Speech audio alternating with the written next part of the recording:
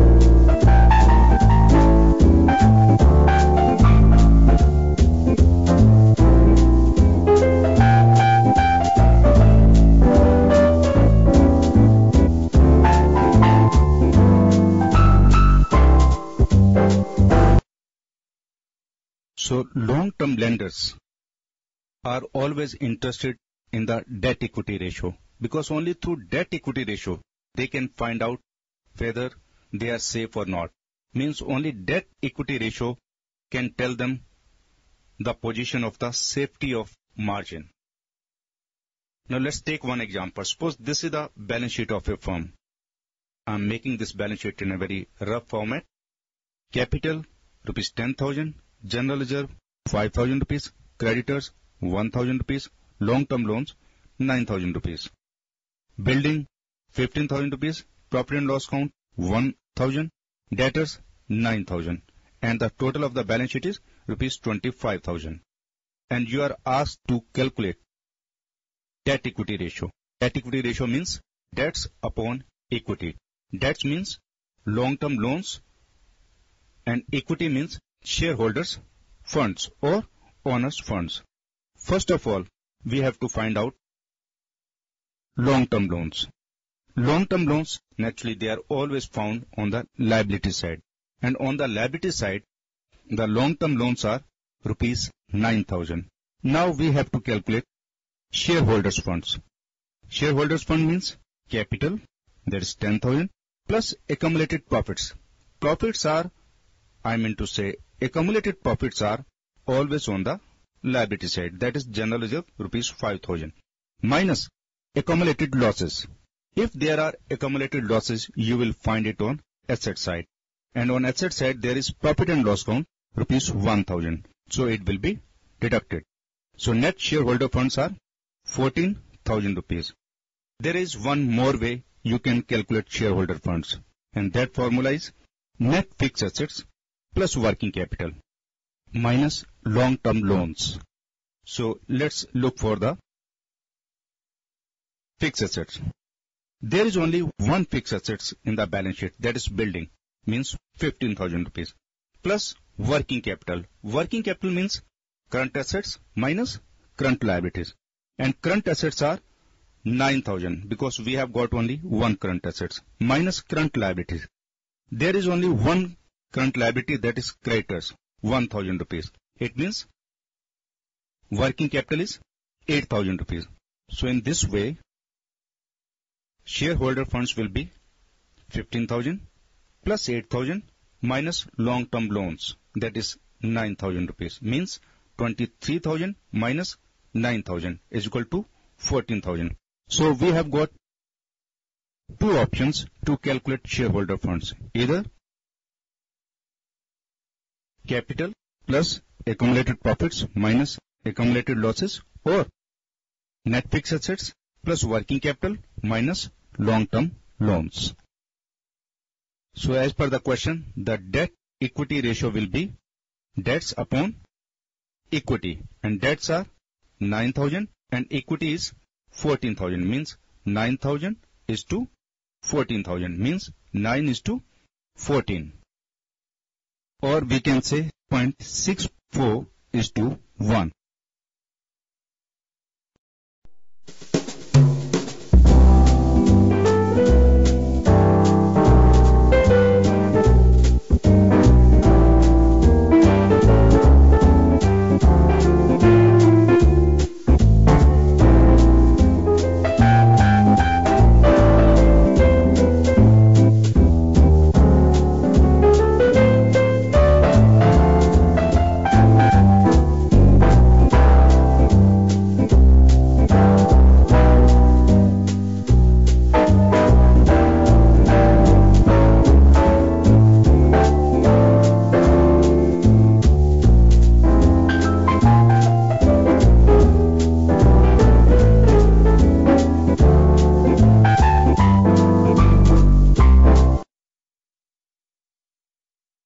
Capital employed. You know about capital, but maybe it's a new thing for you. Capital employed. Capital employed means the funds available or at the disposal of the firm for a long term. So when we start the business, there are two things. Number one, we invest our own money, which is called capital. It is not to be repaid in short period or long period because it's our own money. and plus we borrow money from outside for a long term, which are called long-term loans or debts. The total of the capital plus long-term loans is called capital employed. But be careful. Capital means shareholders' funds. The exact definition of capital employed will be shareholder funds plus long-term loans. Let's do one question. In a firm, suppose capital employed is 24 lakhs and long-term loans are 16 lakhs. Calculate debts equity ratio. You know, debts equity ratio means debts upon equity. Debts means long-term loans upon shareholder funds. And long-term loans are 16 lakhs. But now we have to calculate shareholders funds. You know, capital employed minus long-term loans is equal to shareholders funds. It means 8 lakhs. The debt equity ratio in this question will be 16 lakh is to 8 lakhs, means 2:1. And the best expression of debt equity ratio is, for example, in this question, 2:1, 1.9:1, 3:1, means shareholders' funds should be expressed as 1. And low debt equity ratio is always better in any firm. It means there is higher margin of safety.